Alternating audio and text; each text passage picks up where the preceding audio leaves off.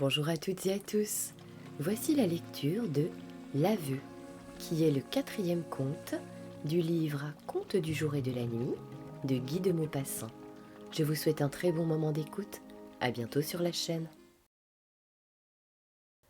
Le soleil de midi tombe en large pluie sur les champs. Il s'étend, onduleux, entre les bouquets d'arbres des fermes et les récoltes diverses, les seigles mûrs et les blés jaunissants, les avoines d'un vert clair, les trèfles d'un vert sombre, étalent un grand manteau rayé, remuant et doux sur le ventre nu de la terre.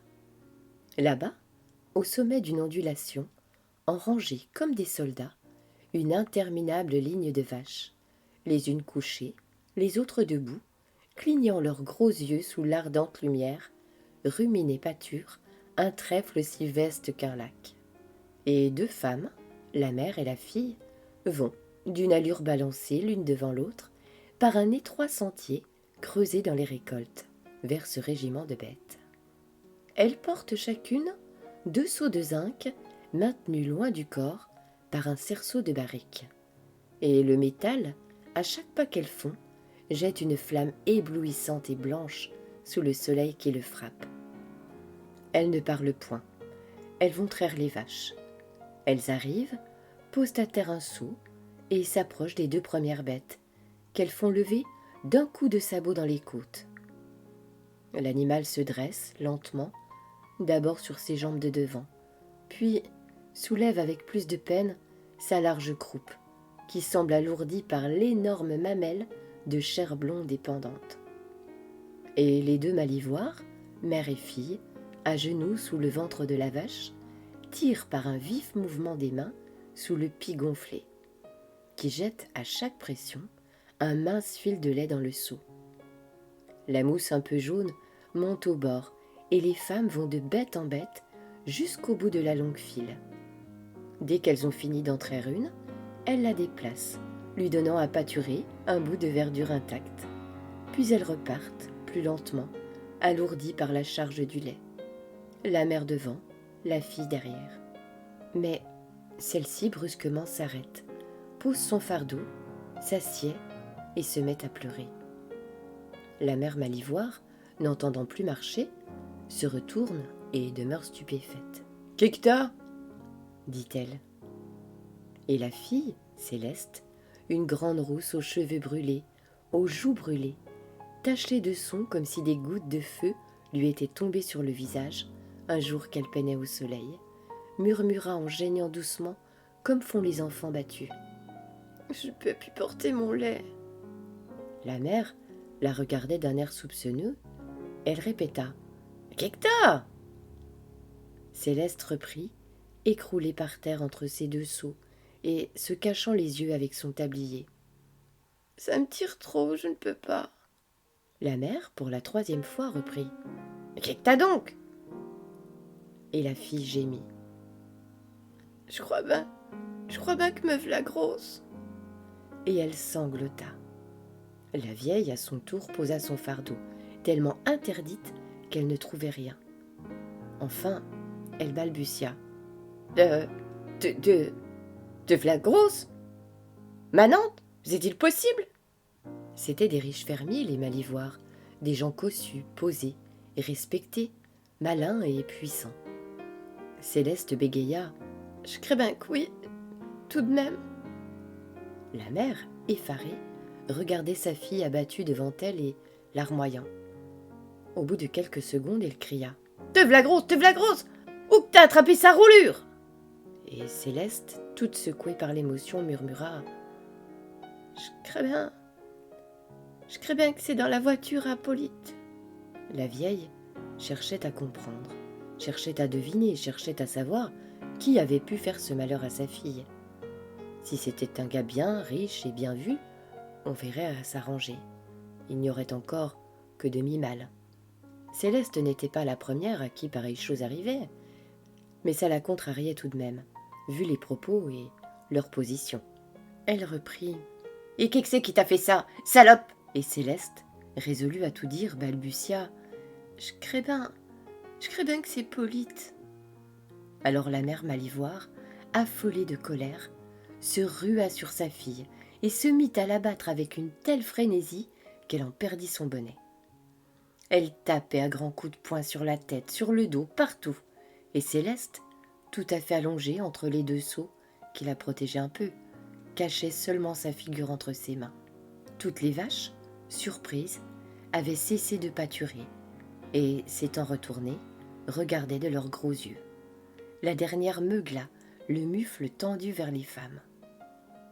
Après avoir tapé jusqu'à perdre haleine, la mère Malivoire, essoufflée, s'arrêta.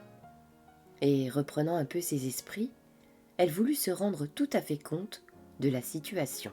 « Polyte, si c'est Dieu possible, comment que t'as pu, avec un cocher de diligence, t'avais-tu perdu l'essence? Faut qu'il t'ait jeté un sort pour sûr, un propre à rien !» Et Céleste, toujours allongée, murmura dans la poussière « J'y payais point la voiture. » Et la vieille Normande comprit. Toutes les semaines, le mercredi et le samedi, Céleste allait porter au bourg les produits de la ferme, la volaille, la crème et les œufs. Elle partait dès 7 heures, avec ses 2 vastes paniers au bras, le laitage dans l'un, les poulets dans l'autre, et elle allait attendre sur la grande route la voiture de poste d'Yvetot.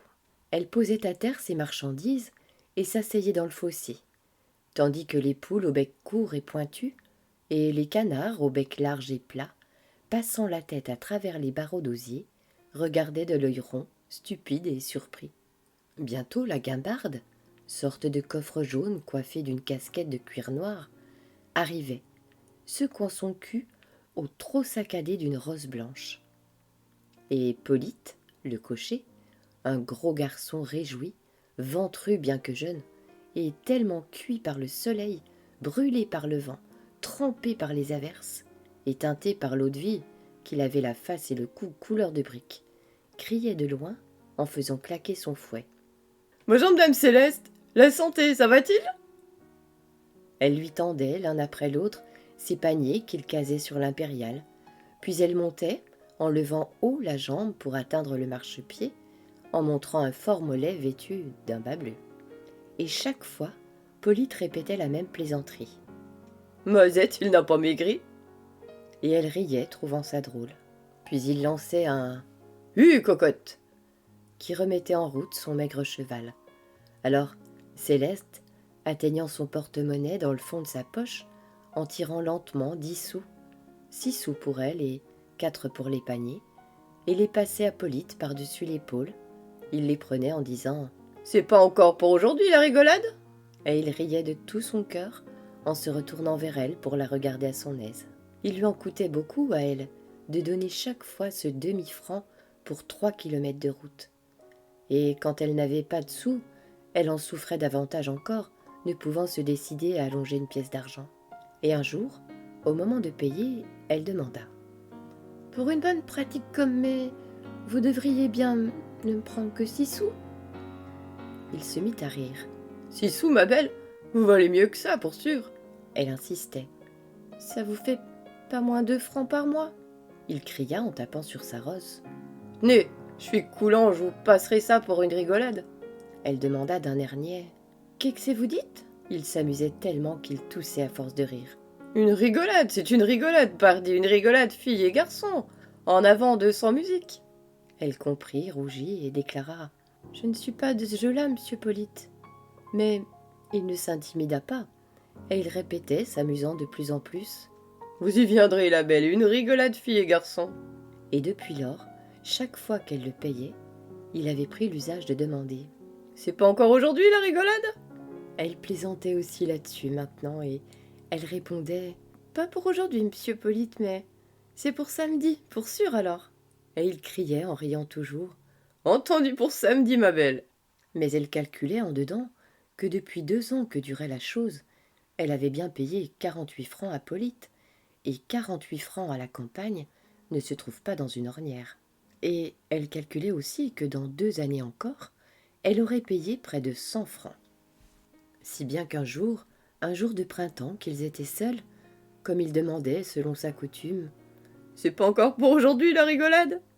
Elle répondit « À votre désir, monsieur Polyte. » Il ne s'étonna pas du tout, et enjamba la banquette de derrière en murmurant d'un air content « Et allons donc, je savais bien qu'on y viendrait !»